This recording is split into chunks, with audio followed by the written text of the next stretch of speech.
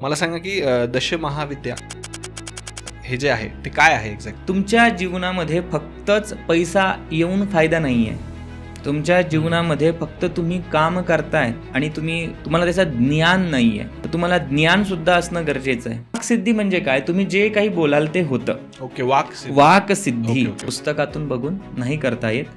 त्यासाठी योग्य मार्गदर्शन असणं खूप गरजेचं आहे. म्हणजे भोग, मोक्ष आणि समृद्धी देणारी ही विद्या आहे. ही राजसत्ता देणारी देवी आहे, पुत्र संतती देणारी आहे, किंवा चांगली संतती आपण आजच्या युगामध्ये म्हणू की नाही मला भुवनेश्वरीची साधना माझ्या गर्लफ्रेंडच्या प्रसन्नतेसाठी करायची आहे, तर तसं नाही होऊ शकत. आपल्यामध्ये एक म्हण आहे किंग मेकर. तर जो दशमहाविद्यांचा साधक असतो त्याच्यामध्ये ती पावर येते की तो कोणालाही किंग करू शकतो. प्रत्येक वेळी असं नाहीये की स्त्रीवरतीच अत्याचार होतो. असंही उदाहरणं समाजामध्ये आहे. स्त्रीने सुद्धा एका पुरुषावरती अत्याचार केला. पती म्हणतो मला डिवोर्स पाहिजे, पत्नी म्हणते मी आयुष्यात त्याला डिवोर्स देणार नाही. त्याचंही आयुष्य खराब, त्या मुलीचंही आयुष्य खराब. ही स्थिती काय? समाज कुठे घेऊन जातोय? त्यावेळी ही शक्ती तुम्हाला मदत करते. पण माझ्या मनामध्ये सर्व लोकांना प्रश्न येईल का, देवीला तिच्याकडून भूक कंट्रोल नाही झाली, असली कसली देवी? म्हणजे सगळे संकट, कलह, रोग, दारिद्र्य, चिंता, मृत्यू या सगळ्या गोष्टीची कारक धूमावती आहे. म्हणून तिची उपासना कधी घरात होत नाही. परंतु एक गोष्ट लक्षात धरून राहिली पाहिजे की साधनेला नियम आहे. मुख्य बरेच लोक तिचा मंत्रजप करतात, तो मंत्रजप नाही गेला पाहिजे. महाराष्ट्रातील एक खूप चांगली नावाजलेली बँक आहे, त्या व्यक्तींच्या जीवनामध्ये तारा आली आणि आज विदेशामध्ये सुद्धा त्या व्यक्तींची ब्रँचेस आहेत. ज्यांना समजा आयुष्यात पैसा पाहिजे, फेम पाहिजे, ज्या गोष्टी तुम्ही सांगितल्या त्यांच्यासाठी मग काय करू शकता समजा ते? नाही, आपण असं स्पेसिफिक कुणाला अशी साधनं नाही सांगू शकत. बऱ्याच लोकांना सुख नसतं, पैशाचे प्रॉब्लेम असतात, व्यवसायामध्ये प्रॉब्लेम खूप जास्त येत असतात. त्यांनी भुवनेश्वरीची उपासना करावी. भारत नाही, संपूर्ण विश्व तिच्या मागे आहे. प्रत्येकाला पैसा हवा, तर ह्या स्वरूपाला तुम्ही तांत्रिक लक्ष्मी सुद्धा म्हणू शकता. आपल्या सगळ्यांना योगेश पाटीलचा नमस्कार. आपल्या सगळ्यांचं स्वागत आहे 10 पट मोठी स्वप्न पाहणाऱ्या नव्या महाराष्ट्राच्या सगळ्यात इन्स्पिरेशनल पॉडकास्टमध्ये, ज्याचं नाव आहे श्रीमंत स्टुडिओ प्रस्तुत श्रीमंत व्हा विथ योगेश पाटील. मित्रांनो, आजच्या या एपिसोडमध्ये आपल्या सगळ्यांसोबत पुन्हा एकदा आहेत मयुरेश गुरुजी, जे तंत्रविद्याचे एक्सपर्ट आहेत आणि श्रीविद्येचे उपासक आहेत. तर टाईम वेस्ट न करता हा एपिसोड चालू करूयात. परंतु त्याआधी जर तुम्ही त्यांचा जो पहिला एपिसोड आपण रिलीज केला होता, जो तंत्रविद्येवरती होता, तो जर पाहिला नसेल तर आधी जाऊन तो व्हिडिओ पहा आणि मग नंतर या व्हिडिओला या, तरच तुम्हाला सगळ्या गोष्टी लिंक होतील. ओके. आणि सगळ्यात शेवटी आपल्या श्रीमंत स्टुडिओला सबस्क्राईब करायला विसरू नका. आपण स्टार्ट करूयात. मयुरेशजी, तुमचं श्रीमंत व्हा या महाराष्ट्रातील सगळ्यात इन्स्पिरेशनल मराठी पॉडकास्टमध्ये पुन्हा एकदा स्वागत आहे. धन्यवाद. जय श्री कृष्ण. श्री मात्रे नमः. येस. तर सगळ्यात आधी आपण जो टॉपिक सांगितलेला आहे आजचा, मागच्या वेळेस तुम्ही सांगितलं होतं दशमहाविद्या, याला स्टार्ट करूयात. मला सांगा की दशमहाविद्या हे जे आहे ते काय आहे एक्झॅक्ट? बघा, या ठिकाणी 2 विषय मुख्य समजून घ्यावे लागतील आपल्याला. एक आहे विद्या आणि एक आहे महाविद्या. विद्या कशाला म्हटलं आहे? आपण नॉर्मल भाषेमध्ये विद्या म्हणजे ज्ञान, यशाशी आपण कम्पॅरिझन करतो. परंतु शास्त्रामध्ये विद्येचा तेवढाच अर्थ दिलेला नाही आहे. ओके. शास्त्रामध्ये विद्या म्हणजे काय की ज्या ठिकाणी ज्ञान आहे, ज्या ठिकाणी अनुभव आहे आणि ते अनुभव घेऊन तुम्ही तुमचं आयुष्य परिवर्तन करता, त्याला विद्या म्हटलं आहे. म्हणजे ज्ञान, अनुभव आणि परिवर्तन या तिघी गोष्टींना आपण विद्या असं म्हणतो.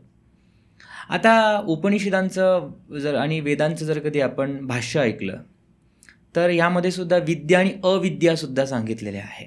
अविद्या म्हणजे आपण ज्या म्हणू शकतो की काम, क्रोध, मोह, लोभ, मत्सर यातून आपण आपलं स्वतःचं अस्तित्व विसरलेलो आहोत, याला सुद्धा अविद्या म्हटलेलं आहे. मग ह्या सगळ्यातून बाहेर काढणारी कोण? तर ती महाविद्या. म्हणून त्या ठिकाणी ह्या 10 फॉर्मला महाविद्या म्हटलेलं आहे. मुख्यतः हे 10 जरी दिसत असल्या तरी तो फॉर्म एकच आहे. ती कन्सेप्ट आपल्याला विसरून चालणार नाही. दशमहाविद्या ह्या 10 जरी दिसत असल्या तरी त्या एकच आहे. एकापासून अनेक. जर कधी तुम्ही 10ची ॲज अ न्यूमरोलॉजिकली आपण जर कधी पाहिलं तर 10, 1 आणि 0 त्या दोघांना रिप्रेझेंट करतो. 0 काय? ते परनिर्वाण अवस्था, शून्य अवस्था, शून्य होणं. आणि परत काय? 1 नवाची उत्पत्ती. म्हणजे या सृष्टीची उत्पत्ती आणि परत संहार, ह्या सगळ्या ज्या 10 मध्ये इन्क्लूड आहे त्यांना आपण दशमहाविद्या म्हणतो. ओके. आता याच्या दशमहाविद्या तुम्ही सांगितलं, समजा डेफिनेशन तर सांगितली, पण एक्झॅक्टली काय असतं थोडंसं डिटेलमध्ये सांगा ना अजून. नक्की. पण हा जो विषय आहे हा खूप गुप्त आहे आणि यावरती बरेच लोक भाष्य करणं टाळतात. आणि आजचं हे जे ज्ञान आहे यामध्ये मी सगळं काही हे ज्ञान त्या गुरुपरंपरेला देतो. त्या गुरुपरंपरे थ्रूच माझ्यापर्यंत आलेलं आहे. म्हणून सगळ्यात अगोदर आपण त्या जगदंबेला, त्या गुरूंचं स्मरण करून आपण आपला आजचा विषय सुरू करूया. ठीक आहे. शंकरं शंकराचार्यं केशवं बादरायणं सूत्रभाष्यं कृतं वंदे भगवंता पुनः पुनः.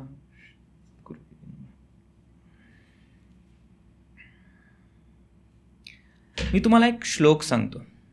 देवी भागवतामध्ये दशमहाविद्यांचं सुद्धा वर्णन आहे. तो श्लोक असा आहे: काली तारा महाविद्या षोडशी भुवनेश्वरी भैरवी छिन्नमस्ताच सुंदरी बगलामुखी धूमावती च मातंगी नामान्यनी वै शिवः.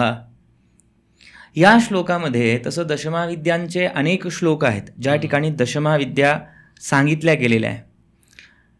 पहिली विद्या म्हणजे भगवती महाकाली, दुसरी भगवती मा तारा, तिसरी छिन्नमस्ता, चौथी षोडशी, पाचवी भुवनेश्वरी, सहावी त्रिपुर भैरवी, सातवी धूमावती, आठवी मा बगलामुखी, नववी मा मातंगी आणि 10वी भगवती कमलात्मिका. जर कधी तुम्ही तिचे फोटो पाहिले दशमहाविद्यांचे, हे जे स्वरूप आहे एकाच एक वेगळं तुम्हाला दिसेल. म्हणजे कालीचं तुम्ही पूर्ण ते तिचं शरीर पूर्ण काळं तुम्हाला उग्र दिसतं, जिव्हा तिची बाहेर आहे की जिला नॉमिनल लोक पाहून घाबरून जातील, भयंकर आहे. आणि दुसरीकडे त्रिपुर सुंदरी म्हणजे षोडशी, जी 16 वर्षाची आहे आणि अत्यंत सुंदर असं तिचं स्वरूप. एकीकडे तारा आहे, ती पण थोडीशी उग्र दिसते. आणि एकीकडे भुवनेश्वरी की एकदम परम सौभाग्य गुणशालिनी. आणि त्याच्या पूर्ण विरुद्ध मा धूमावती, जी विधवा रूपात आहे. आपण एक एक यावरती बोलणारच आहोत. म्हणजे हे जे सर्व काही रूप आहे एकमेकाच पूर्ण तुम्हाला वेगळं दिसते. आणि सर्वात जेव्हा तुम्ही दुसरं रूप बघणार मा छिन्नमस्तिका, तिने आपलं जे काही शिर आहे, मस्तक आहे, तिने आपल्या हातामध्ये धरलेलं आहे. सगळ्यात उग्र ते आपल्याला दिसतं. म्हणजे जितके उग्र रूप आहे तितकेच सौम्य पण आहे. वास्तविकता ह्या सर्व विद्या जगदंबेपासूनच आलेल्या आहेत. त्याला तुम्ही डिवाईन मदर म्हणू शकता, त्यांना तुम्ही कॉस्मिक मदर म्हणू शकता. एव्हरीथिंग तुम्हाला काय तुम्ही त्याला म्हणायचं आहे. या ज्या विद्या आहेत त्या प्रत्येक देवीशी रिलेटेड आहे असं का? हो. ह्या ज्या विद्या आहे त्यांची जी स्वरूप आहे ते काहीतरी तुम्हाला तात्विक अर्थ सांगतं. आणि ह्या ज्या विद्या आहे यांना आम्ही यांना जीवनविद्या म्हणतो. आपल्या जीवनामध्ये तुम्हाला काय कमी आहे, कोणत्या गुणाचं तुम्हाला कमतरता आहे ते समजून घेण्यासाठी हे गुण आहेत, म्हणून आम्ही त्यांना जीवनविद्या म्हणतो. कारण की जेव्हा ते तुमच्या जीवनामध्ये येतात तेव्हा तुमचं आयुष्य ते परिवर्तन करतं. बरोबर. आपण अगोदरच म्हटलं की विद्येची व्याख्या आपण ज्ञान दिलं, अनुभव दिला आणि परिवर्तन. हे ज्या लोकांच्या लाईफमध्ये ज्यांना इन्व्हाइट करायचं आहे त्यांच्या लाईफमध्ये संपूर्ण परिवर्तन ह्या विद्या घडवून आणतात. म्हणून त्यांचं 10 फॉर्म दिलं. ओके. पण मग याला आजपर्यंत म्हणजे गुप्त का ठेवण्यात आलं तुम्हाला? बघा, ह्या एनर्जीज इतक्या पॉवरफुल आहेत की ह्याच 10 अशा ऊर्जा आहेत की ह्याच ऊर्जेतून संपूर्ण ब्रह्मांड चालतं. ओके. की एक एक महाकाली, तारा, छिन्नमस्तिका, धूमावती ह्या खूप उग्रतम विद्या आहेत आणि ह्या सगळ्या युनिवर्सला चालवतं. आपण असं म्हणू शकू की ह्या विद्येसाठी सर्वजण पात्र नसतील, त्यासाठी पण ह्या विद्या गुप्त ठेवण्यात आला. आणि दशमहाविद्या हा काही विषय कर्मकांडाशी संबंध नाही आहे. ह्यामध्ये 2 कन्सेप्ट असतात. म्हणजे पूजा करणं, पूजापाठ करणं. की दशमहाविद्यांची पूजापाठ जसं आपण गुरुजींना बोलवतो, सत्यनारायण वगैरे पूजा करतो, तसे हे विषय नाही आहेत. ह्या विद्या तुम्हाला स्वतः आत्मसात कराव्या लागतात. यासाठी हे विषय गुप्त ठेवण्यात आले. आणि ह्या विद्या चुकीच्या हातात जाऊ नये यासाठी सुद्धा आपल्याला ते गुप्त ठेवण्यात आलं असावं असं वाटतं. कारण की शक्ती ज्यावेळी येते, ज्या ठिकाणी शक्ती आहे त्या ठिकाणी भ्रष्टाचार आहे. आज आपण प्रत्येक ठिकाणी बघतोय, पद आलं की तिथेही राजकारण येणार, सगळ्या गोष्टी आहे. तर ही अशी अडचण येऊ नये यासाठी ही विद्या गुप्तच ठेवण्यात आली की चुकीच्या हातामध्ये ती पोचली नाही पाहिजे म्हणून. ओके. आता तुम्ही सांगितलं की समजा या ज्या 10 देवी आहेत त्या आई जगदंबेपासूनच त्यांचे स्वरूप आहे समजा, तर आपण या 10 देवींच्या आधी ज्या आपल्या मेन स्त्री शक्ती आहेत त्यांच्याबद्दल बोलूयात, मातेंबद्दल बोलूयात. सगळ्यात पहिलं तर आपली सरस्वती, त्याच्याबद्दल काय सांगाल?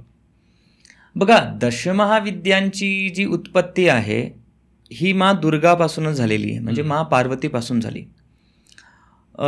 जर कधी तुम्ही उपनिषदांचा अभ्यास केला तर किंवा वेदांचा अभ्यास केला, आपलं शास्त्र सांगतं की सगळ्यात अगोदर एक कॉस्मिक एनर्जी आहे ज्याला तुम्ही शिव म्हणू शकता. शिव आणि शक्ती अभेद्य आहे, त्यामुळे शिव आणि शक्ती. त्यानंतर पुरुष आणि प्रकृती, आणि त्यानंतर इच्छाशक्ती, ज्ञानशक्ती आणि क्रियाशक्ती. आणि ह्याच 3 शक्ती आहेत जिला तुम्ही महाकाली, महालक्ष्मी आणि महासरस्वती म्हणतात. उदाहरणार्थ महासरस्वतीचा तुम्ही उल्लेख केला.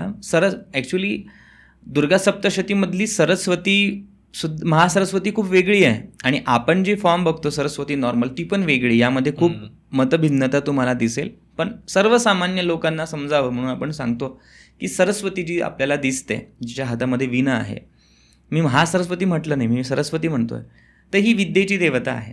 ठीक आहे. तुमच्या जीवनामध्ये फक्तच पैसा येऊन फायदा नाही आहे. तुमच्या जीवनामध्ये फक्त तुम्ही काम करतायत आणि तुम्हाला त्याचं ज्ञान नाही आहे, तर तुम्हाला ज्ञानसुद्धा असणं गरजेचं आहे. त्यासाठी ती महासरस्वती, ती सरस्वती दिलेली आहे, ती ज्ञानाचं प्रतीक आहे, ज्ञानशक्ती. की आज आपला पॉडकास्ट होतोय, पॉडकास्ट करण्यासाठी तुम्हाला त्या गोष्टीचं अगोदर ज्ञान घेतणं गरजेचं आहे. बरोबर. ज्ञान असून सुद्धा फायदा नाही आहे. त्यासाठी तुम्हाला क्रियाशक्ती पाहिजे, तुम्हाला इथे लाईट पाहिजे, सगळ्या साहित्य वगैरे पाहिजे, ती क्रियाशक्ती आहे. आणि क्रियाशक्ती ते परत एकदा इन्व्हेन्शन करण्यासाठी तुमच्याजवळ इच्छाशक्ती सुद्धा पाहिजे. बरोबर. तर अशीच ही महालक्ष्मी, महाकाली आणि महासरस्वती अशा या 3 फॉर्ममध्ये आपण बघू शकतो. ओके. आता हे झालं यांच्याबद्दल. आता आपण थोडंसं डिटेलमध्ये जाऊयात, कारण 10 देवींबद्दल जर चर्चा करायची म्हटलं तर आपला पॉडकास्ट ऑलरेडी खूप मोठा होऊन जाईल. पण एक सुरुवात म्हणून आपण त्या 3 केलीत, कारण सगळ्यात आधी पूजताना पण आपण त्यांनाच आधी पूजतो. येस. तर सगळ्यात पहिली जी तुम्ही सांगितली होती महाकालीच होती वाटतं ना? हो हो. तर त्याच्याबद्दल डिटेलमध्ये सांगा ना, पहिली महाविद्या. बघा, दशमहाविद्यांच्या वेगवेगळ्या कथा आहेत उत्पत्तीच्या. त्यापैकी एक उल्लेख असाही आढळतो की ज्यावेळी माता सतीने आपला देहत्याग आपल्या पितांच्या यज्ञामध्ये केला, त्यावेळी तिच्या शरीरातून वेगवेगळ्या शक्ती निर्माण झाल्या, त्यासुद्धा दशमहाविद्या असं काही ठिकाणी मत आपल्याला आढळतं. आणि काली, की खूप जास्त याच्याविषयी अनेक कथा आहेत. मा काली तर या सगळ्या देवतेंपेक्षा जास्त फेमस आहे. सर्वत्र काली आहे, यत्र तत्र सर्वत्र. कालीचं जे फॉर्म आहे असं म्हटलं जातं की ज्यावेळी चंडमुंड नामक दैत्यांना मारण्यासाठी दुर्गा सप्तशतीमधला जो 7वा अध्याय आहे त्या ठिकाणी त्या चामुंडा नामक देवतेची उत्पत्ती सांगितलेली आहे. ती पूर्ण आपल्या म्हणजे तिथेच पहिल्यांदा वर्णन आढळतं, काली कराल वदना. तर ती जी ती काली स्वरूप जे चामुंडा आहे, जिने चंड आणि मुंड दैत्यांना मारून तिचं मुंड हातात घेतलं म्हणून तिचं नाव चामुंडा. चामुंडा आणि काली एकच असते? एकच आहे. ॲक्च्युली कालीचे एक नाही, कालीचे खूप प्रकार आहे. भद्रकाली, महाकाली, दक्षिण काली, शिवकाली, गुह्यकाली, कामकला काली आणि रुद्रकाली, भैरवकाली, धनकाली, खूप काही हजारो कालीचे प्रकार आहेत. आपण त्या याच्यामध्ये नाही हे करू शकत. तर आपण आता दशमहाविद्यातली जी काली आहे ती टाईमला रिप्रेझेंट करते. ओके. 2 गोष्टी आहेत आपल्या क्वांटम फिजिक्स जर तुम्ही पाहिलं तर स्पेस अँड टाईम या गोष्टीला सांगतं. त्यातलं टाईम या गोष्टीला जी रिप्रेझेंट करते ती म्हणजे महाकाली. तुम्ही म्हणणार की काली टाईमला कशी रिप्रेझेंट करते? कारण की तिची सत्ता काळावरती आहे. जेव्हा तुमच्या जीवनामध्ये असा काळ येतो की तो काळ तुम्ही भोगू शकत नाही, तुम्ही कारण की तिचं शरीर तुम्ही बघाल, तुम्ही स्वरूप जर कधी पाहिलं, उग्र आहे. तिचं संपूर्ण शरीर काळं आहे, तिच्या हातामध्ये खड्ग आहे, तिने आपली जी काही जिव्हा आहे बाहेर कवट्यांची माळा आहे आणि खाली शिव झोपलेले आहेत. हे काय आहे, हे फॉर्म सरळ सांगतं की त्या ठिकाणी शिवसुद्धा निष्क्रिय झालेत. म्हणजे शिव जरी तिथे तुम्हाला दिसत असले की ही जी ब्रह्मांडातली जी शक्ती आहे किंवा जे ब्रह्मांड त्याच्यामुळे चालतं, त्या ठिकाणी जरी तुम्हाला शिव दिसत असले पण त्या ठिकाणी काम करणारी ती शक्ती आहे, पण ती अनकंट्रोल एनर्जी आहे. ठीक आहे, हे दाखवण्यासाठी तो फॉर्म तसा केला गेलेला आहे. आणि तिच्या गळ्यामध्ये मुंडमाला, एक तंत्रातली सगळ्यात पॉवरफुल जर कधी कोणती विद्या असेल तर ती दशमहाविद्यापैकी महाकाली आहे. जोपर्यंत तुम्ही कालीची आराधना करत नाही तोपर्यंत तुम्हाला दुसऱ्या महाविद्यांची साधना करताच येत नाही.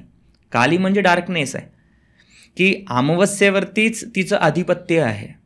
जितक्याही ब्लॅक एनर्जीज आहे, जेवढ्या पण निगेटिव्ह गोष्टी आहेत, ह्या सगळ्यांची ती अधिष्ठात्री देवी आहे.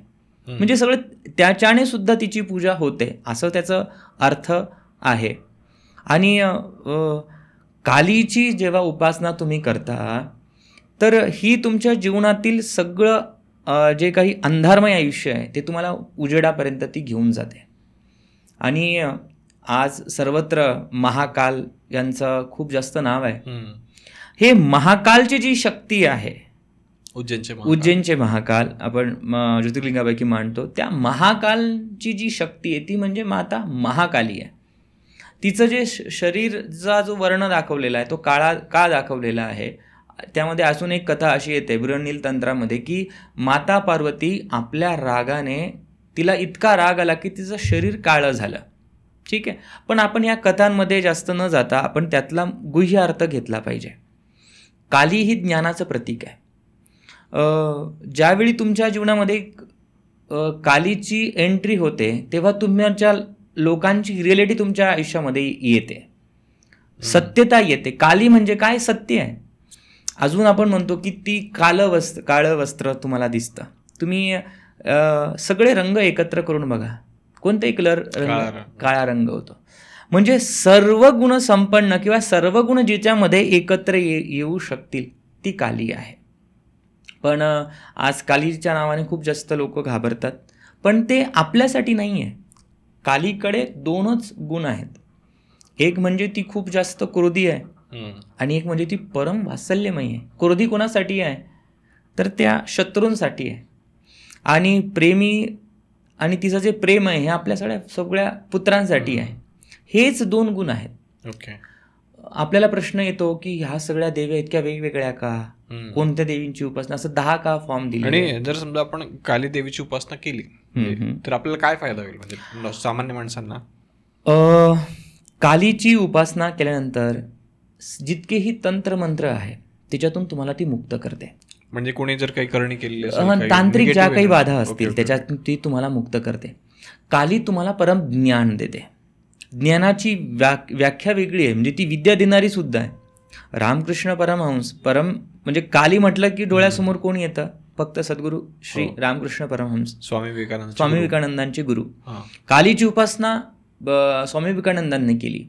ज्यावेळी तुमची मानवीय मर्यादा, तुम्हाला असामान्य कार्य करायचं आहे, त्यावेळी हीच काली तुम्हाला धावून येते. म्हणजे किती थोडंसं विचार जर केला तर किती कॉम्प्लिकेटेड गोष्ट आहे ना, की कालीचं रूप जर आपण पाहिलं तर एकदम उग्र, पण विवेकानंदांना ज्यावेळेस आपण पाहतो तर सौम्य स्वभाव, शांतता आणि ज्ञान, म्हणजे पण उपासक ते कालीचे होते. हो, मुख्य तोच विषय आहे की काली ही परम वात्सल्यमय आहे. काली ही आज जे काही आपल्याला सर्वत्र कालीचं फॉर्म दिसतं, ॲक्च्युअल ती तशी नाही आहे. काली ज्यावेळी माझ्या जीवनामधल्या अशा काही घटना घडल्या की ज्यावेळी माझ्या जीवनामध्ये काली उपासना मी करत होतो, माझा हट्ट होता की मला महाकाली मला दर्शन दिलं पाहिजे. परंतु अशा काही सद्गुरू कृपेने अशा काही घटना घडल्या तेव्हा मला कळालं की काली म्हणजे प्रकाश आहे.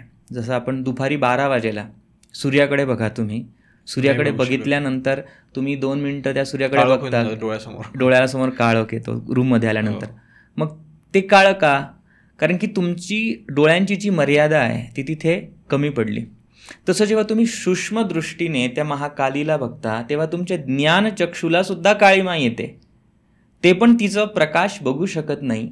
हे दाखवण्यासाठी तिथे तो काळा रंग केला आहे. ॲक्च्युली ती काळी नाही, ती परम सौंदर्यमयी आहे.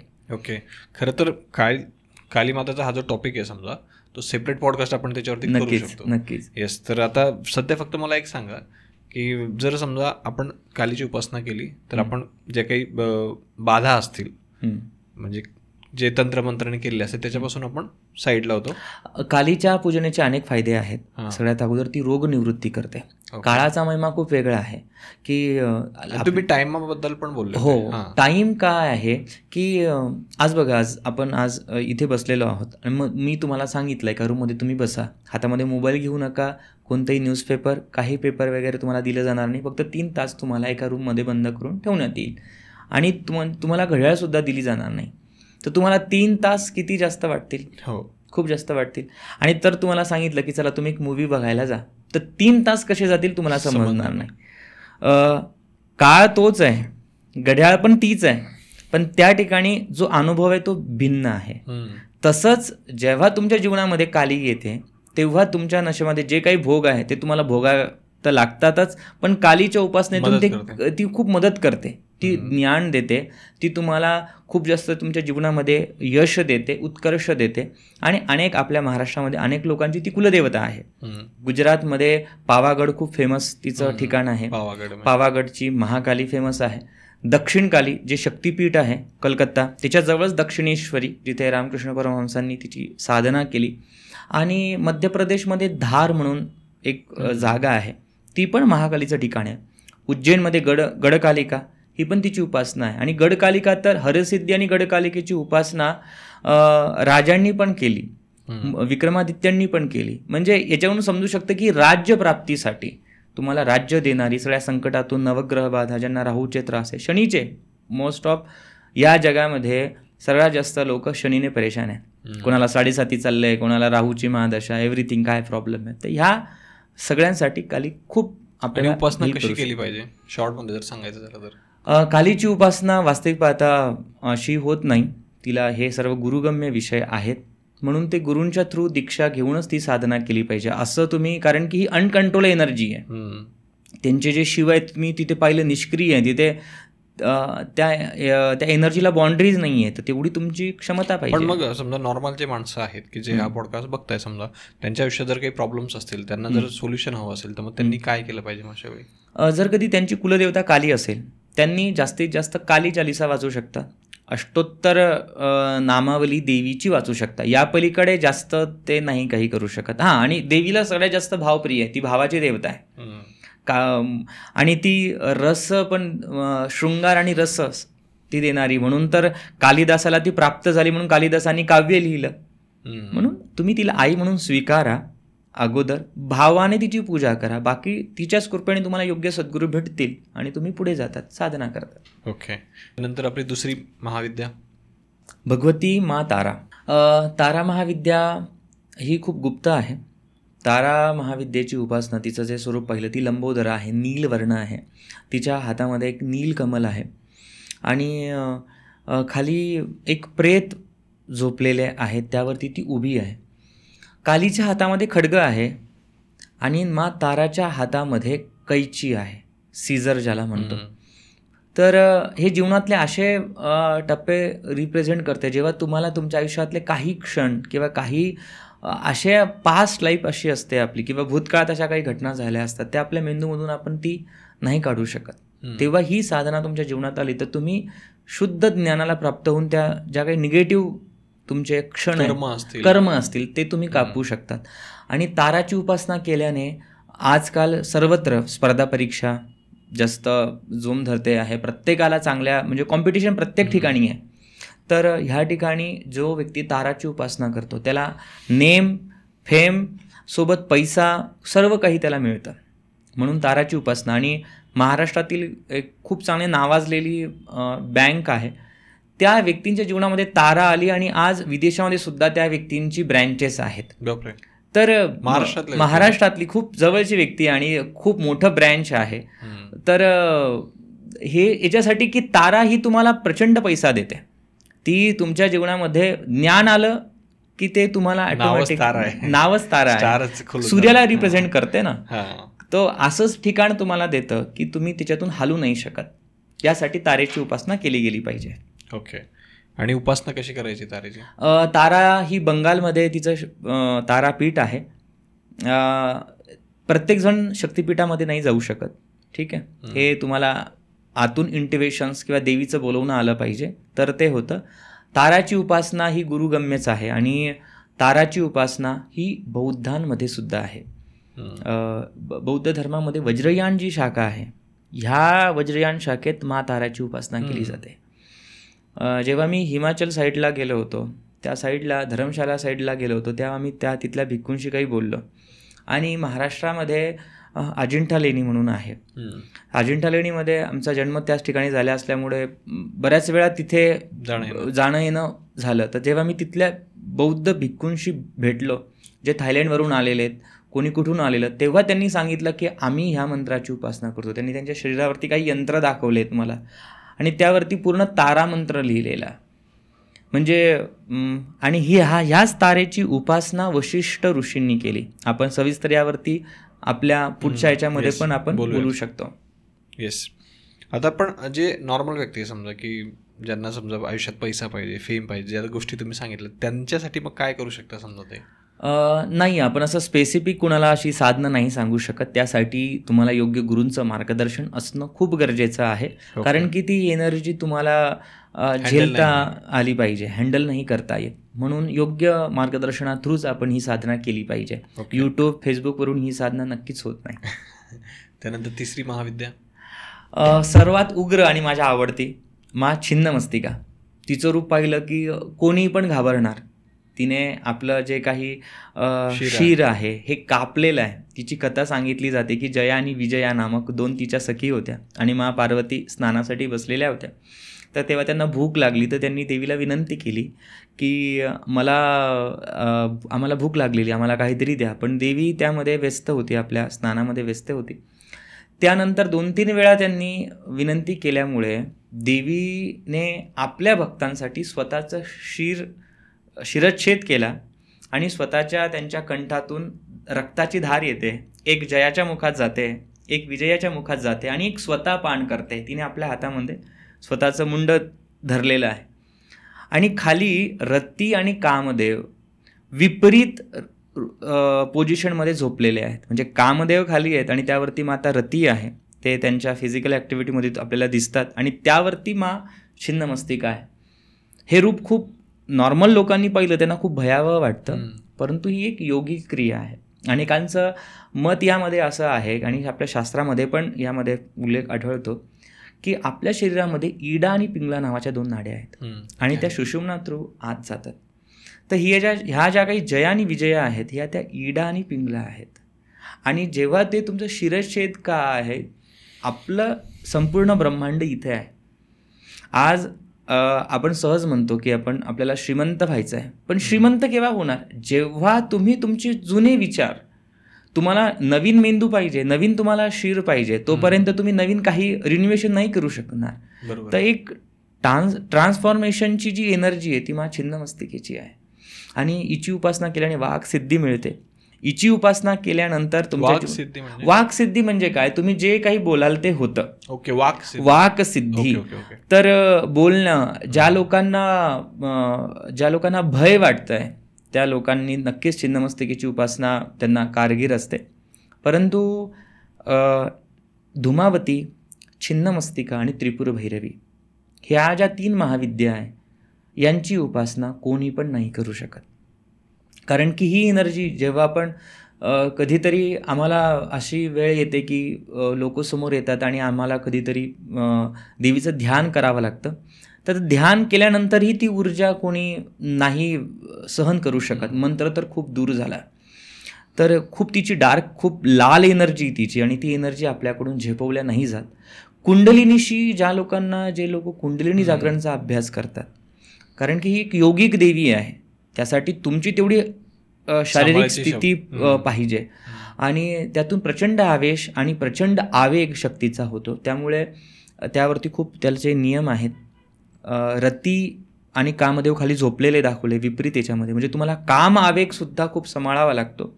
म्हणजे तुमची जी ऊर्जा आहे ही खाली न जाता ती वर आणण्यासाठी ही विद्या आहे. म्हणून तारेची उपासना नंतर छिन्नमस्तिका सांगितली गेली का, तर तुम्हाला तुमच्या जीवनामधलं तुमचे विचार सगळे बदलवले पाहिजे, तरच तुम्ही ह्या साधनेमध्ये पुढे जाऊ शकणार. झारखंडमध्ये रजरप्पा म्हणून तिचं एक मंदिर आहे. तिचं त्या ठिकाणी आहे. हिमाचलमध्ये उना डिस्ट्रिक्टमध्ये मा चिंतपूर्णी तिचं ते मंदिर आहे. आणि महाराष्ट्रामध्ये सुद्धा तिचं मंदिर आहे, जे खूप कमी लोकांना माहिती आहे, पण ते खूप जागृत मंदिर आहे. महाराष्ट्रात कुठे आहे? महाराष्ट्रामधली आई माहूरगडची रेणुका ही सुद्धा छिन्नमस्तिकेची प्रतीक मानलं जातं, कारण की आई रेणुकीचं सुद्धा मस्तक हे काढलं गेलेलं आहे.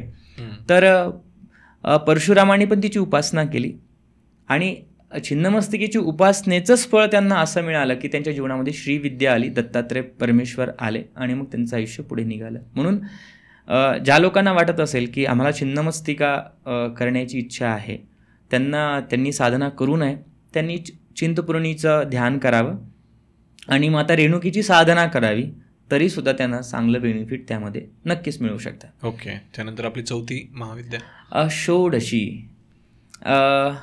बघा, एकीकडे काळाला रिप्रेझेंट करणारी महाकाली आहे, ठीक आहे, जे जसं आहे ॲज इट इज ॲक्सेप्ट करा अशी सांगणारी काली आहे. आणि दुसरीकडे मा ललिता त्रिपुर सुंदरी षोडशी, जी 16 वर्ष, सदैव ती 16 वर्षाची असते, ती कधीही तिचं वय हे होत नाही. आणि जितक्याही दशमहाविद्या आहे ह्या सगळ्या षोडशीच्या अंतर्गत आहे. श्रीविद्या षोडशी यांनाच कनेक्टेड आहेत का? हो, श्रीविद्यामध्येच षोडशी आहे, पण अशा काही साधनं आहेत की जी तुम्हाला भोग देतात. भोग म्हणजे सगळं काही, तुमच्या इच्छा अपेक्षा सर्व पूर्ण करतात. आणि काही साधना अशा आहेत की तुम्हाला मोक्ष देतात, ठीक आहे. जसं आपण सनातन हिंदू धर्मामध्ये पंचातन पूजा मानतो की ज्या लोकांना ज्ञान पाहिजे असेल त्यांनी शिवाची उपासना करा, ज्यांना भक्ती आणि पैसा पाहिजे असेल त्यांनी विष्णूची उपासना करा, ज्यांच्या जीवनामध्ये संधी पाहिजे असतील त्यांनी गणपतीची उपासना करा, ज्यांना आरोग्य पाहिजे असेल, दारिद्र्य दूर करायचं असेल त्यांनी सूर्यनारायणाची उपासना केली पाहिजे, आणि ज्यांना हे सगळंच पाहिजे त्यांनी मा ललिता त्रिपुर सुंदरीची उपासना केली पाहिजे. त्याचं म्हणजे षोडशी. पण षोडशीची उपासना सर्वजण नाही करू शकत, पण ते एक फॉर्म म्हणून आपण समजून घेतलं पाहिजे. श्रीविद्येमध्ये त्याचे अनेक क्रम आहेत, ते झाल्यानंतर तुम्हाला षोडशी करता येते. अशी तुम्हाला षोडशी पुस्तकातून बघून नाही करता येत. त्यासाठी योग्य मार्गदर्शन असणं खूप गरजेचं आहे. म्हणजे भोग, मोक्ष आणि समृद्धी देणारी ही विद्या आहे मा षोडशी. तिचं स्वरूपमध्ये खूप मोठं कन्सेप्ट आहे, आपण त्यावरती श्रीविद्येवरती नक्कीच पुढे बोलू. येस. त्यानंतर आपली पाचवी महाविद्या भुवनेश्वरी. जसं मी अगोदर सांगितलं की टाईमला रिप्रेझेंट करणारी मा काली आहे, तसं स्पेस या डायमेन्शनला रिप्रेझेंट करणारी, आकाश या स्वरूपाला रिप्रेझेंट करणारी माता भुवनेश्वरी आहे. देवी भागवतामध्ये तर मा भुवनेश्वरीविषयी खूप लिहिल्या गेलं आहे. आणि जितक्याही महाविद्या आहे त्या सर्व महाविद्या भुवनेश्वरीच्या अंतर्गतच आहेत असं सुद्धा शास्त्रामध्ये वर्णन केलेलं आहे. तिचं जे स्वरूप आहे ना, उद्यत भानु सहस्त्रकांती मरुणाम, उगवणारे 1000 सूर्यांचं तेज जिच्या चेहऱ्यावरती आहे ती मा भुवनेश्वरी. तिच्या हातामध्ये अंकुश आहे आणि पाश आहे. अंकुश हे नियंत्रण शक्तीला दाखवतं आणि पाश ही तुमची आसक्ती दाखवतं. म्हणजे जी, आणि एक अभय आणि वरामध्ये तिचा हात आहे. म्हणजे ती तुमच्या लाईफमध्ये अशी सिच्युएशन आली की तुम्हाला कळत नाही आहे काय करावं म्हणून, तेव्हा ती तुम्हाला सगळ्यात अगोदर अभय देते की घाबरू नकोस. नंतर तुम्हाला योग्य पद्धतीने तुमच्या भोवती असलेली जी आसक्ती आहे, मला हे पाहिजे, मी याच्याशिवाय नाही राहू शकत, लाईफमध्ये खूप येतं, त्या आसक्तीतून ती तुम्हाला बाहेर काढते. नंतर पाश आहे, हे सुद्धा त्या आसक्तीतून तुम्हाला बाहेर काढायला मदत करतं, तुम्हाला नियंत्रित करतं आणि नंतर ती तुम्हाला वर प्रदान करते. भुवनेश्वरी ही माझं तरी पर्सनल ओपिनियन हे असेल सर्वांना की भुवनेश्वरी ही इतकी सुंदर देवता आहे की तिची उपासना कोणीही करू शकतं.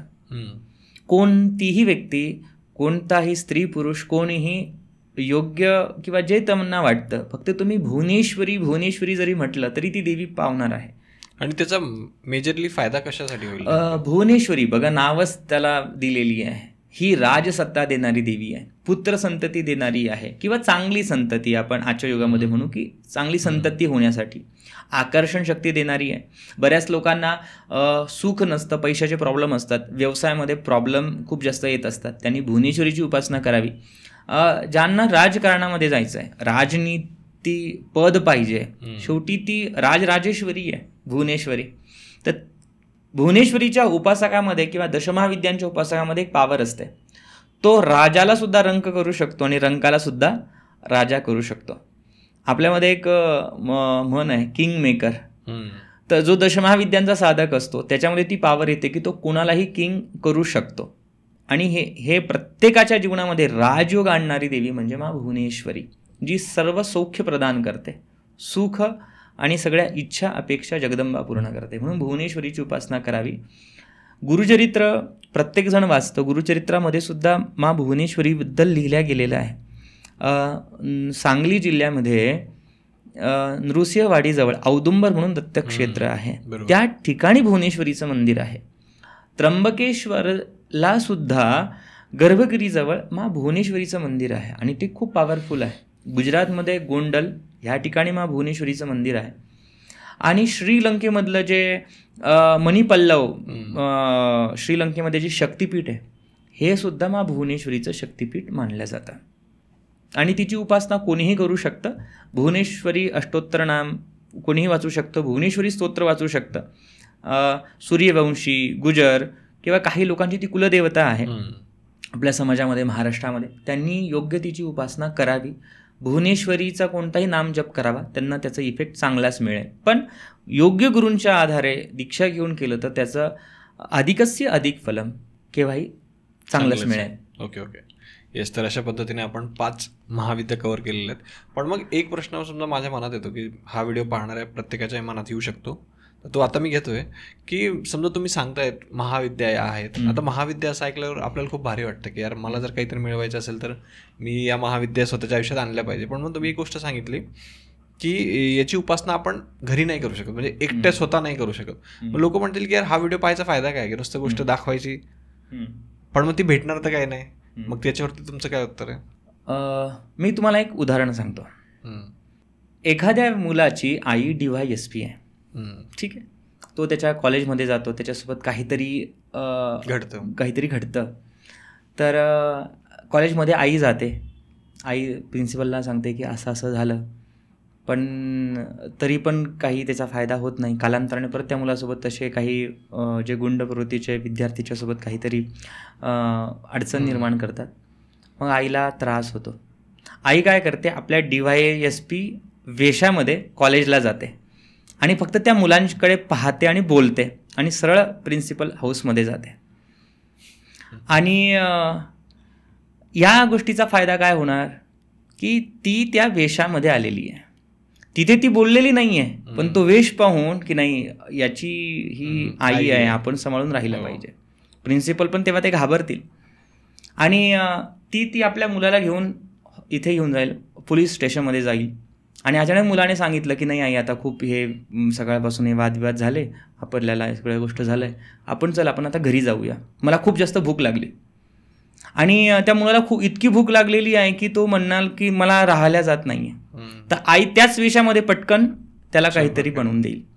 तर मला सांगा, जी स्वयंपाक करते ती, जी DYSP आहे ती आणि जी नॉर्मल आहे ती वेगवेगळी आहे का? एकच आहे. ती एकच आहे, फक्त तिचं त्या सिच्युएशनमध्ये तिचं रूप बदललं. तशाही ह्या दशमहाविद्या आहेत. तिचं तुम्हाला रूप वेगवेगळं जरी दिसत असलं तरी ती एक आहे. आणि आपल्या आयुष्यामध्ये जेव्हा तुम्ही त्यांना इन्व्हाइट करता, आपण काय म्हणतो की तुम्ही ह्या विद्या जास्त नाही करू शकत, नक्कीच तुम्ही करू शकता, पण तुम्हाला तिची पूजा नाही करायची आहे, जस्ट तुम्ही जप तप नाही करायची, तुम्हाला साधना करावी लागेल, तुम्हाला त्या शक्तींना इन्व्हाइट करावं लागेल तुमच्या लाईफमध्ये. तर ती जेव्हा तुम्ही त्यांना इन्व्हिटेशन देणार, तुमच्या जीवनामध्ये येतील, तर ते तुमचं आयुष्य परिवर्तन करतील. तर त्यासाठी तुम्ही तयार आहात का? छिन्नमस्तकीचं तुम्ही पाहिलं, तिचा शिरच्छेद केलेला आहे, सॅक्रिफाईस काय आहे, एक त्यागाची भूमिका आहे. पण तुमच्या जीवनामध्ये जर कधी तसे प्रसंग आले तर तुम्ही त्याग करणार का? नाही, मला भुवनेश्वरीची साधना माझ्या गर्लफ्रेंडच्या प्रसन्नतेसाठी करायची आहे, तर तसं नाही होऊ शकत. हां, तुम्हाला ही साधना एक नवीन आयाम देईल. तर ती जेव्हा तुम्ही तुमच्या कुलदेवतेला सांगाल तेव्हा तुमच्या आयुष्यामध्ये दशमहाविद्या आपल्या आप तुमच्या जीवनात येतील. ओके एकदम छान पद्धतीने तुम्ही समजून सांगितलं. आणि बरोबर आहे, म्हणजे ॲटलिस्ट तुम्हाला माहिती तर असेल की या गोष्टीसाठी हा उपाय आहे. कधी ना कधी जर समजा तुमच्या आयुष्यात तो टाईम आला की यार आता काहीच मार्ग नाही सापडत आहे, आयुष्यात काहीच वर्कआउट नाही होते, तर मग शेवटी तुम्ही ती गोष्ट करू शकता. नक्कीच. येस. आणि त्याच्यासाठी आहेत, गाईड करणारेही आहेत, फक्त ते तुम्हाला शोधावे लागतील. येस. तर 6वी आपली महाविद्या. 6वी माता त्रिपुर भैरवी. मी अगोदर सांगितलं की धुमावती, छिन्नमस्तिका आणि त्रिपुर भैरवी ही खूप जास्त उग्र साधना असल्यामुळे ती घरामध्ये करता येत नाही. सर्वसामान्य लोक तिची साधना करत नाही. जगदंबिकेचं मा त्रिपुर भैरवीचं दुर्गा सप्तशतीच्या 3ऱ्या अध्यायामध्ये तिचं ध्यान मंत्र येतो. तर हिचं संपूर्ण शरीर लाल रंगाचं आहे, लाल वस्त्र तिने धारण केलेलं आहे, गळ्यामध्ये मुंडमाला आहे, जपमाळ आणि हातामध्ये पुस्तक तिच्या दिलेलं आहे, त्रिनेत्र आहे. हे काय रिप्रेझेंट करतं? जपमाळ रिप्रेझेंट करतं तुमच्या लाईफमधली कंटिन्युटी. तुम्ही एखाद्या गोष्ट सातत्याने करत राहणं हे दाखवतं. तुम्ही आज त्रिपुर भैरवीची साधना करता आणि दुसऱ्या दिवशी म्हणणार की नको मी मारुती करतो किंवा मी एका महिन्यानंतर मी मारुती करतो, नाही चालणार. तुम्हाला सातत्य ठेवणं गरजेचं आहे. तुमच्या कामामध्ये सुद्धा सातत्य ठेवणं गरजेचं आहे. हे दाखवण्यासाठी जपमाळ आहे. नंतर हातामध्ये पुस्तक आहे. काय आहे? ती विद्या आहे की तुम्ही ज्या क्षेत्रामध्ये तुम्ही जाताय तिथलं तुम्हाला बेसिक नॉलेज असणं गरजेचं आहे. जोपर्यंत तुम्ही ते नॉलेज घेणार नाही तोपर्यंत तुम्हाला 3रा नेत्र दाखवला आहे, तोपर्यंत तुमचं 3रा नेत्र ओपन होणार नाही. म्हणजे काय? सगळ्या दृष्टीने तुम्हाला बघावं लागेल, सगळ्या दृष्टीने तुम्हाला विचार करावा लागेल. हा विचार तुमच्या जीवनामध्ये तुम्हाला करत असाल तर 100% तुम्ही दशमाविद्याची साधना करू शकता. आणि त्रिपुर भैरवीविषयी मी थोडंसं जास्त बोलेन. आपण अशा समाजामध्ये राहतो की तिथे आपल्याला असं शिकवलं जातं. बऱ्याच महिलांना आपल्या पॉडकास्टमध्ये थोडंसं हा विषय वाईट वाटेल, पण ही सत्य परिस्थिती आहे की प्रत्येक वेळी असं नाही आहे की स्त्रीवरतीच अत्याचार होतात. असंही उदाहरणं समाजामध्ये आहे की स्त्रीने सुद्धा एका पुरुषावरती अत्याचार केला. मेंटली सगळा विषय हॅरेसमेंट आहे. आताच आपण काही दिवसापूर्वी एक प्रसंग पाहिला बँगलोर का कुठेतरी चांगल्या याच्यातला. तो आपल्या पत्नीमुळे डिप्रेशनमध्ये गेला, सुसाईड केलं आणि त्यांनी सुसाईड केलं. हे काय आहे? ज्यावेळी तुमच्या लाईफमध्ये एखाद्या स्त्रीमुळेच भय निर्माण झालेला आहे, ही म्हणजे त्या योगिनी, त्या भैरवी शक्ती तुमच्यावरती क्रुद्ध आहे. अशाही महाराष्ट्रामध्ये अशाही केसेस आहे की चुकीचं आमच्यावरती रेप केलं असं करून बरेच लोक त्याच्यामध्ये अडकलेले आहेत. आज ही मॅटर हे आपल्यासमोर आहेत. तर ही पण एक डार्क साईड आहे समाजाची, 498 की हे सगळ्या गोष्टी आहे. आज जेव्हा मी रिलेशनचे केस आमच्याकडे येतात तेव्हा काय समोर घडतं की पती म्हणतो मला डिवोर्स पाहिजे, पत्नी म्हणते मी आयुष्यात त्याला डिवोर्स देणार नाही, त्याचंही आयुष्य खराब, त्या मुलीचंही आयुष्य खराब. ही स्थिती काय? समाज कुठे घेऊन जातोय? त्यावेळी ही शक्ती तुम्हाला मदत करते. आज असेही लोक आहेत की जे स्त्रियांमुळे खूप जास्त, म्हणजे फक्त पती पत्नीचं नातं नाही आहे लाईफमध्ये, असं काही शेजारी किंवा कोणीही अशा काहीतरी की एक स्त्री आयुष्यात येते, काहीतरी ती शत्रुता धरते आणि आयुष्य खराब झालं, असे खूप काही आहे. अशा वेळी ही शक्ती तुम्हाला मदत करते. तुम्हाला पैसा आला, आपण एका दिवसामध्ये किंवा 10 दिवसांमध्ये तुम्ही 10 करोड रुपये कमवले आणि तुम्ही तुमच्या, आता संभाजीनगरमधलं घटना आहे, त्या व्यक्तीने आपल्या मैत्रिणीच्याच नावावरती 4 BHK फ्लॅट केला. तर पैसा येऊन फायदा नाही आहे. श्रीमंत नक्कीच आपल्याला व्हायचं आहे, पण ते श्रीमंत आशा होऊन सुद्धा तुम्हाला कोणी ते टिकवता आलं पाहिजे. आणि खूप मोठ्या क्रिकेटरचं पण उदाहरण आहे, त्याच्याकडे पैसा आला, त्याची पत्नी त्याला सोडून गेली. हे उदाहरण काय? म्हणजे पैसा सर्वस्व नाही आहे. अशीही सिच्युएशन येतात की तुम्हाला ते नातं टिकवता आलं पाहिजे, रिलेशन ते टिकवता आले पाहिजे. म्हणून त्या ठिकाणी ती त्रिपुर भैरवीच तुम्हाला मदत करते. तुम्हाला हिची साधना करता येत नाही, परंतु तुमच्या लाईफमध्ये असे प्रसंग असतील तर ॲटलिस्ट तुम्ही त्या स्वरूपाला नमस्कार करा. तुम्हाला नाही काही जमत ना, त्या तिचा जो फोटो असेल तिला तुम्ही नमस्कार करून तिला इन्व्हाइट करा, तुमच्या कुलदेवतेच्या रूपात तिला पूजा. कारण की साधना तर करावीच लागेल, पण अशात रूपाने आपल्याला जाता येतं. म्हणून हा पण स्वरूप आपण समजून घेतलं पाहिजे आणि सध्याच्या काळात तर खूप गरजेचं आहे. येस. त्यानंतर 7वी धुमावती. तिचं रूप सगळ्यात जास्त तुम्हाला अट्रॅक्ट करेल. धुमावती ही वृद्ध दाखवलेली आहे. तिचे जे स्तन आहे हे खाली थोडेसे हे होत आहेत. तिचं शरीर एकदम कृश दाखवलेलं आहे. ती कावळ्यावरती बसलेली किंवा काकरथा रूढा तिचं नाव आहे. तिच्या हातामध्ये सूप घेतलेलं आहे, धुमावतीचं स्वरूप. तिची कथा सांगितली जाते की देवीला एकदा खूप जास्त भूक लागली होती. तिने शिवाला प्रार्थना केली, पण ती भूक स्वतःकडून कंट्रोल न झाल्यामुळे तिने शिवालाच गिळंकृत केलं. बापरे. आणि शिवाला गिळंकृत केल्यामुळे शिव म्हणजे तप आहे ना, तर ती ऊर्जा ती सामावू नाही शकली. त्यामुळे तिचं स्वतःचं जे शरीर आहे हे कृश झालं आणि तिच्या शरीरातून धुवा निघायला लागला आणि ती वृद्ध झाली आणि तिचं स्वरूप खूप भयावह झालं. परंतु म्हणूनच ती विधवा तिला म्हटलं जातं. पण माझ्या मनामध्ये सर्व लोकांना प्रश्न येईल का, देवीला तिच्याकडून भूक कंट्रोल नाही झाली, असली कसली देवी? पण ही कन्सेप्ट मुख्य समजून घ्या. शिव म्हणजे ज्ञान आहे, शिव म्हणजे तप आहे. त्या शिवाला सुद्धा जिने ग्रहण केलं म्हणजे काय, पूर्ण तिने तिच्यामध्ये एक रूप झाली, सामायिक झाली.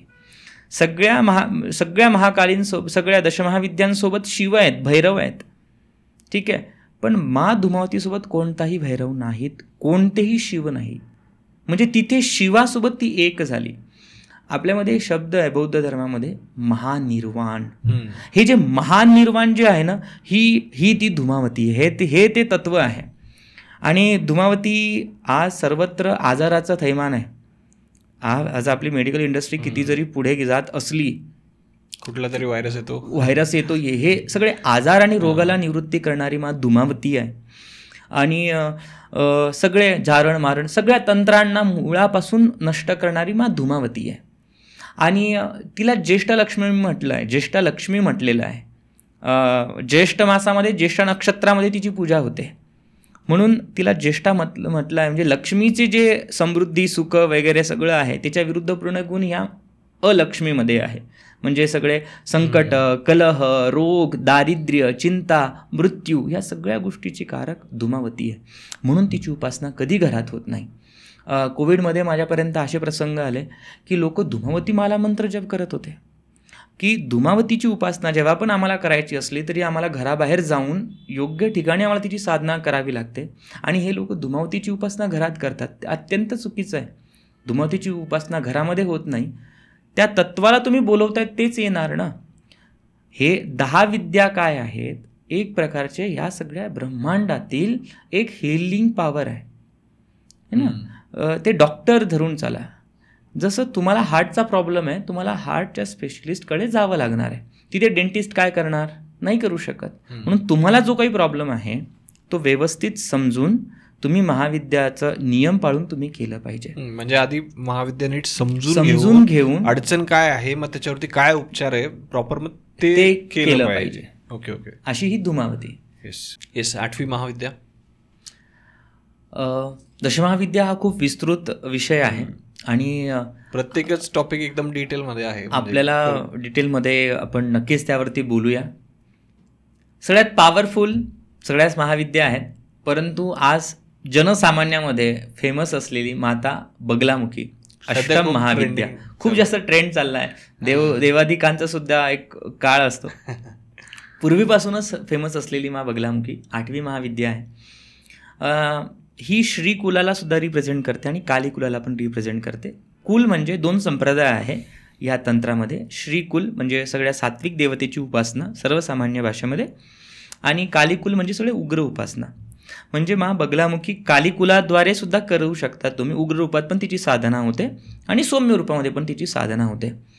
तिची कथा भगवान विष्णूंनी तिची उपासना केली. या सृष्टीवरती अशा राक्षसाचं राज्य होतं की ते जे बोलत होता ते होत होतं. त्या राक्षसाला थांबवणार कोण, तेव्हा विष्णूंनी उपासना केली. तेव्हा हरिद्रा सरोवर सौराष्ट्राजवळ एक काल्पनिक म्हणू शकतो किंवा आज एक ठिकाण असेल, माहिती नाही कुठे आहे. हरिद्रा सरोवरमध्ये मा ललिता त्रिपुर सुंदरी वेगळ्या रूपामध्ये तिथे प्रकट झाली. तिचं संपूर्ण शरीर सौवर्णासन संस्थितान म्हणजे सोन्यासारखी चमकणाऱ्या लालीसोबत ती प्रकट झाली आणि ती त्या दैत्यांसमोर जाऊन तिने त्या दैत्याचं, त्या ज्या राक्षसाचं जिव्हा आहे ती खेचली आणि आपल्या हातामध्ये जी गदा आहे त्या गदेने त्या बगलामुखीने त्या शत्रूची राक्षसाची जिव्हा आहे ती तोडली. जिव्हाग्रमादाय करेण देवीम वामेन शत्रून् परिपीडयंतीम गदाभिघातेंच दक्षिणेनं पीतांबराढ्याम द्विभुजाम नमामि. हे काय दाखवतं, ही स्तंभन शक्तीचे कारक आहे मा बगलामुखी. आणि ही प्रचंड शक्ती देणारी विद्या आहे. स्तंभन शक्ती म्हणजे एखादी गोष्ट थांबवून ठेवणं. तुम्ही बघत असाल की थांबवून ठेवणं. पृथ्वी आपापल्या कक्षामध्ये फिरते आहे, चंद्र पण आपल्या आपल्या कक्षामध्ये फिरतोय. आतापर्यंत किती लोकांनी सांगितलं की इथे हा तारा धडकणार आहे, काही झालं नाही झालं. प्रत्येक ग्रह आपल्या कक्षेमध्ये आहे. याच शक्तीला तुम्ही बगलामुखी म्हणू शकता, जिला तुम्ही शास्त्रामध्ये तिला बगलामुखी म्हटलंय, कोणी तिला सायन्समध्ये तिला गुरुत्वाकर्षण म्हणू शकतं. अशी ही विद्या बगलामुखीच्या साधकाच्या जीवनामध्ये कधीही शत्रू राहत नाही. शत्रू जरी राहिला तरी तो आपल्या आपल्या देवीच्या प्रभावाने शत्रू नाश होतो. हिच्यासोबत असणारी शक्ती अपराजिता, म्हणजे जो व्यक्ती बगलामुखीची उपासना करतो तो कधी हारू शकत नाही. म्हणून जितकेही मंत्री संत्री आहेत, सर्व मंत्री लोक, राजकारणी हिचंच हवन करतात, हिचीच पूजा करतात. सेलिब्रिटी लोकांना बगलामुखी खूप जास्त फेम देते आणि खूप त्वरित फलदायी आहे. म्हणून बगलामुखीची साधना आजकाल इतकं फेमस आहे, वाढलेली आहे. परंतु एक गोष्ट लक्षात धरून राहिली पाहिजे की साधनेला नियम आहे. बरेच लोक तिचा मंत्रजप करतात, तो मंत्रजप नाही केला पाहिजे. त्यामध्ये एक शब्द आहे सर्व दुष्टानाम, म्हणजे त्याचा अर्थ असा होतो की सगळ्या दुष्टांचा नाश, सर्व दुष्टांचा तू नाश कर, त्यांचं वाचा, त्याचं मुख तू बांध. परंतु दुष्टता आपल्यामध्ये पण आहे. दुष्टता आपल्या घरामध्ये आई वडील काका मावशी चुलते यांच्यामध्ये सुद्धा आहे, तर ती विद्या तिथेही काम करते. म्हणून त्याचे अनेक क्रम आहे. म्हणून समजून, आणि कर्मकांडीय हा विषय नाही की तुम्हाला काही अडचण आली, शेजारच्याने तुमच्याशी भांडण केलं आणि तुम्ही बगलामुखी सावन करताय, ही चांगली गोष्ट नाही आहे. तुम्ही त्या शक्तीला आवाहित करताय तर ते थोडं तुमचं संकट दूर करेल, परंतु नंतर तुमच्या आयुष्यामध्ये तशीच अडचण निर्माण होऊ शकते. म्हणून यामध्ये हे ब्रह्मास्त्र आहे, उंदीर मारण्यासाठी अणुशक्तीचा वापर करू शकत नाही. नंतरची महाविद्या भगवती मातंगी, आणि ह्या विद्येविषयी सर्व लोकांना अट्रॅक्शन असणार आहे. कारण की ही मी माझ्या सरळ भाषेत म्हणेल की लॉर्ड ऑफ लव्ह. हे ज्यावेळी तुमच्या लाईफमध्ये आकर्षण कमी पडतं, आज तुम्ही व्यवसाय करताय, तुम्ही आज नोकरी करतायत, आकर्षण खूप महत्त्वाचं आहे. अटेन्शन म्हणू शकता तुम्ही, ते गरजेचं आहे. मातंगी तुम्हाला प्रचंड ज्ञान देते. ही एक प्रकारची तुम्ही तांत्रिक सरस्वती म्हणू शकता. तिचं शरीर पूर्ण हिरव्या रंगाचं आहे, हातामध्ये तिच्या विणा दिलेली आहे, ठीक आहे. आणि ही खूप लवकर प्रसन्न होणारी देवी आहे. ज्या लोकांच्या लग्नामध्ये अडथळे येत आहेत, बऱ्याच वेळा कुंडलीमध्ये असे ग्रहयोग असतात की विवाह विलंबच आहे, त्या ठिकाणी पूजा शांती करून लोक थकलेले असतात, त्या ठिकाणी मातंगीची उपासना खूप त्यांना फलदायी ठरते. आज लोकांकडे पैसा आहे पण रिलेशन नाही आहे. आज असेही आहे, IT क्षेत्रामध्ये काम करणारे असेही क्लायंट मी पाहिलेले आहेत, आमच्याजवळ अशाही केसेस आहेत की पैसा आहे, बायकोही चांगली कमवते, पण दोघांमध्ये अट्रॅक्शनच नाही, कोणत्याच प्रकारचं रिलेशन नाही. मग त्यावेळी पैसा कामात आला तर नाही. म्हणून मातंगी ही तुम्हाला आकर्षण देते, मातंगी तुम्हाला ज्ञान देते, सगळ्या अडचणीतून तुम्हाला दूर करते आणि दिव्य दृष्टी देते, दिव्य ज्ञान देते. सगळ्या प्रकारचं नॉलेज मातंगी तुम्हाला प्रदान करते. ओके. आणि उपासना करायची असेल तर तुम्ही तिचं शतनाम स्तोत्र वाचू शकता. याच्या पलीकडे म्हणजे असं काही नियम नाही की घराच्या बाहेर नाही, मातंगीची तुम्ही उपासना करू शकता, पण मूल मंत्र जप कुठूनही व्यवस्थित दीक्षा घेऊनच साधना केली पाहिजे. त्याचे अनेक परिमाण आहेत, त्या परिमाणामध्येच तिची साधना झाली पाहिजे. पण मातंगी हा म्हणजे दशमा विद्या हा कर्मकांडाचा विषय नाही की कोणा गुरुजींना बोलून तुम्ही तिची पूजा करतायत, नाही. ते तुम्हाला स्वतः बसावं लागेल, स्वतः तुम्हाला ते करावं लागेल, तेव्हाच त्याचा इफेक्ट तुम्हाला निश्चित होईल. ओके. त्यानंतर पुढची महाविद्या भगवती कमलात्मिका. 4 हत्ती आहे जे माता लक्ष्मीवरती पाण्याचा अभिषेक करताय, जलाभिषेक करताय, तिला कमलात्मिका म्हटलं आहे. आणि संपूर्ण सृष्टीमधले लोक, भारत नाही संपूर्ण विश्व तिच्या मागे आहे. प्रत्येकाला पैसा हवा, तर ह्या स्वरूपाला तुम्ही तांत्रिक लक्ष्मी सुद्धा म्हणू शकता. मी प्रत्येकवेळी तांत्रिक का म्हणतोय, याचा अर्थ समजून घ्या की त्वरित फल देणारी. म्हणजे अनेक लोकांचं यामध्ये मतभिन्नता आहे. कोणी म्हणतं की ही विष्णुपत्नी लक्ष्मी आहे, कोणी म्हणतं ही शंकर पत्नी आहे, आणि याच्यामध्ये फरक की तिचा त्रिनेत्र आहे. पण ही जी देवी आहे माता महालक्ष्मी, ही हिला धनविद्या म्हटलेलं आहे. जेवढाही पैसा, तुमचे आर्थिक व्यवहार, स्त्री सुख, सौभाग्य आणि सगळ्या शुद्ध विद्या आहे. तिचा योग्य गुरूंकडून दीक्षा घेऊन तुम्ही साधना केली तर तुमच्या जीवनामध्ये निश्चित परिवर्तन होऊन तुमच्या आयुष्यामध्ये नवीन नवीन मार्ग येत जातात. पैसा तुम्ही बघितलं असेल त्यांचं जे स्वरूप आहे माता कमलात्मिकेचं, 4 हत्ती आहे. हत्तीला काय, त्यांना काय म्हटलं आहे, दिग्विजय म्हटलं आहे. प्रत्येक दिशेला हत्ती असतो. जेव्हा तुमच्या लाईफमध्ये श्रीविद्या उपासना येते, महाविद्या उपासना येते, तुम्हाला 4ही दिशेनं किंवा सर्व दिशेतून तुम्ही नवीन विजय तुम्हाला मिळवू शकतो. तुम्ही आयुष्यामध्ये पुढच्या विजयी होऊ शकतात आणि नवीन संधी तुमच्या जीवनामध्ये चालून येऊ शकते. म्हणून सगळ्या आर्थिक अडचणीसाठी बरेच लोक कर्जामध्ये खूप गुंतलेले आहेत, खूप त्यातून बाहेरच पडत नाही. त्या ठिकाणी महाविद्येचा प्रयोग तुम्हाला खूप चांगला मदत करू शकतो. अशा या दशमहाविद्या. ओके, तर आपण परत एकदा एक शॉर्टमध्ये रिपीट करूयात, कुठल्या कुठल्या दशमहाविद्या आहेत परत एकदा सांगा.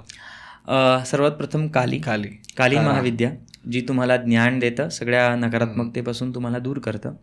दुसरी आहे भगवती मा तारा, जी तुम्हाला विद्या देते, नवीन संधी देते, स्किल डेव्हलपमेंटसाठी ही देवी आहे. नंतर भगवती छिन्नमस्तिका, जी राहूला रिप्रेझेंट करते. राहूकेतूंच्या त्रासासाठी हिचं तुम्ही स्वरूप समजू शकता. खूप उग्रतम रूप आहे, त्यामुळे तिची घरात साधना होत नाही. 5वी महाविद्या भगवती षोडशी, जिला आपण महाकामाख्या रूपात समजतो. गुवाहाटीजवळ ज्या ठिकाणी शक्तिपीठ आहे, माताचा गुप्त भाग पडलेला आहे, ती कामाख्या हेच तिचं स्वरूप आहे, जी भोग, मोक्ष, धर्म, अर्थ, काम आणि मोक्ष प्रदान करणारी ही विद्या आहे, सर्व सुख देणारी विद्या आहे. नंतर भुवनेश्वरी, जी राजराजेश्वर शिवांसोबत ती आहे, तिचं म्हणून तिचं नाव राजराजेश्वरी. यश, वैभव, कीर्ती, लक्ष्मी सोबत राजसत्ता, राजयोग देणारी ही भुवनेश्वरी आहे. नंतरची जी महाविद्या ती भगवती त्रिपुर भैरवी. भैरव शब्दाचा अर्थ भय आहे, जी भयापासून मुक्त करते आणि जी ज्ञान प्रदान करून तुम्हाला एक विश्वास देते, ती त्रिपुर भैरवी. सगळ्या भैरवी शक्ती म्हणजे स्त्री शक्ती तिच्या अंतर्गत आहे, त्यावेळी तिची उपासना करावी. शत्रूंच्या सगळं वामक्रिया दूर करण्यासाठी त्रिपुर भैरवीची उपासना केली जाते. रोजगार ज्यांच्या लाईफमध्ये नाही आहे, ज्यांना नोकरीच नाही आहे, नोकरीमध्ये अडथळे येत आहेत, त्या लोकांना त्रिपुर भैरवी खूप चांगलं फळ देते. नंतरची महाविद्या 7वी सप्तम महाविद्या भगवती धुमावती, जी रोग, दुःख, मारण ह्या गोष्टीला रिप्रेझेंट करतं. कलहप्रिय आहे, संकटापसुद्धा तिला म्हटलं आहे, म्हणून घरामध्ये तिची उपासना होत नाही. विधवा तिचं स्वरूप आहे. ती सगळ्या तांत्रिक त्रास, जारण मारण, उच्चाटन आदीची ती देवी असल्यामुळे हे सगळे प्रयोग तुमच्यावरती निष्फल होतात. आणि रोगवृद्धी जिथे झालेली असेल त्या ठिकाणी धुमावती तुम्हाला करावी लागते. गुरूंच्या आधारे तुम्हाला ती करावं लागतं. नंतर अष्टम महाविद्या भगवती बगलामुखी, जेव्हा तुमच्या लाईफमध्ये कोर्ट कचेरी, तुमचे सगळे रस्ते बंद झालेले, तुम्ही बांधल्या गेलेले आहेत, त्या ठिकाणी बगलामुखी खूप मदत करते.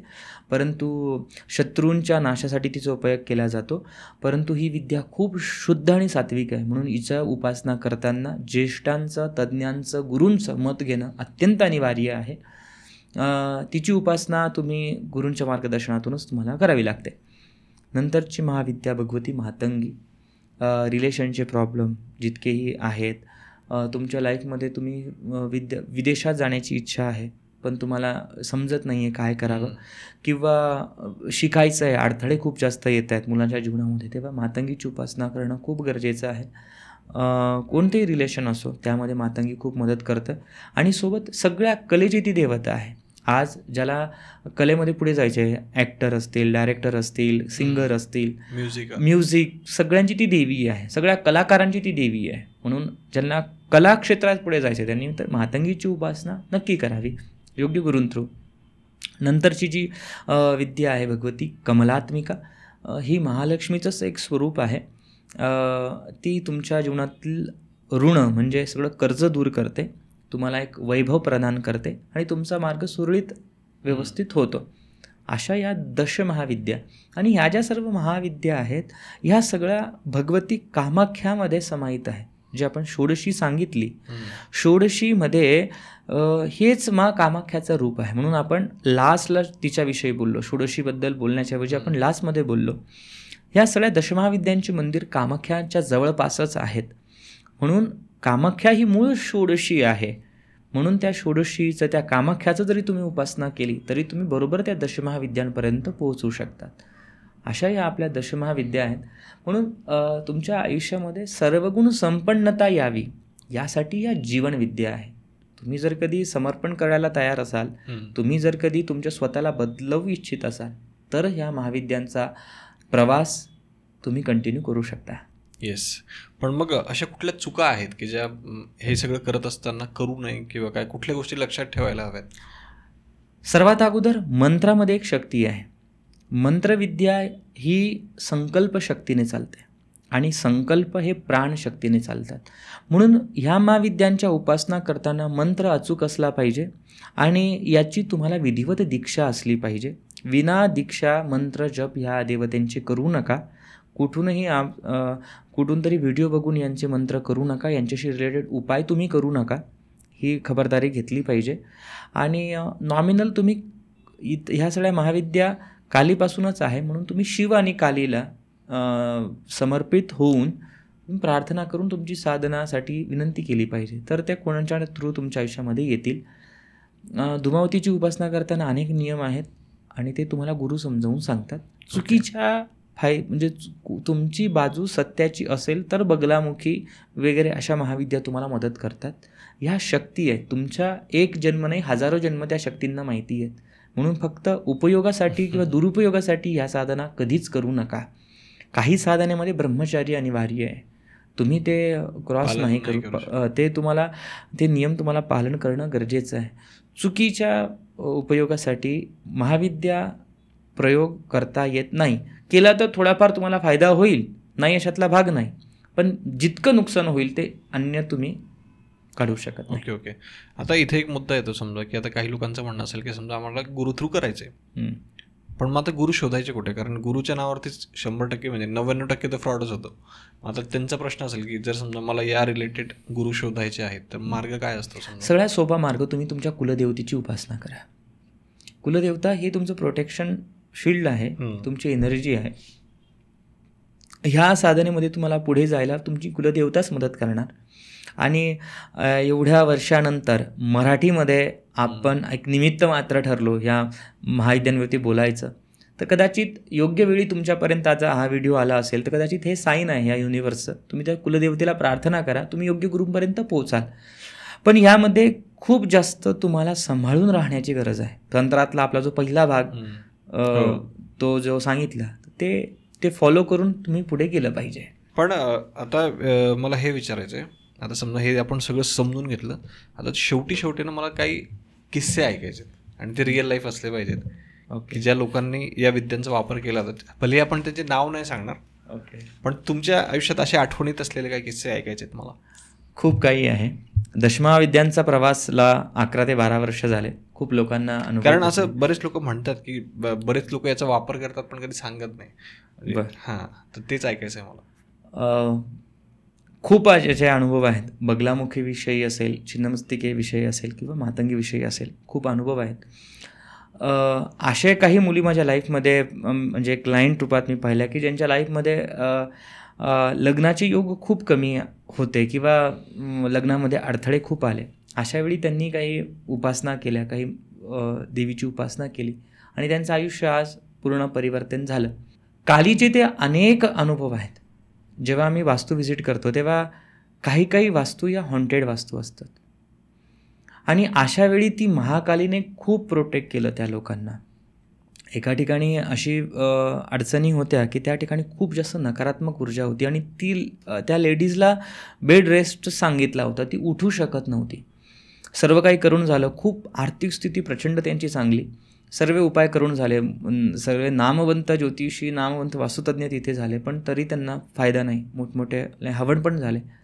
पण ज्यावेळी त्यांच्या जीवनामध्ये महाकाली आली त्यावेळी ॲटोमॅटिक डायग्नोसिस झालं की या लेडीजला आजार काय आहे आणि योग्य डॉक्टरांशी त्यांचा संपर्क आला आणि मग त्या व्यक्तींना योग्य ट्रीटमेंट भेटून आज ती व्यक्ती चालते फिरते व्यवस्थित आपलं आयुष्य जगते आहे.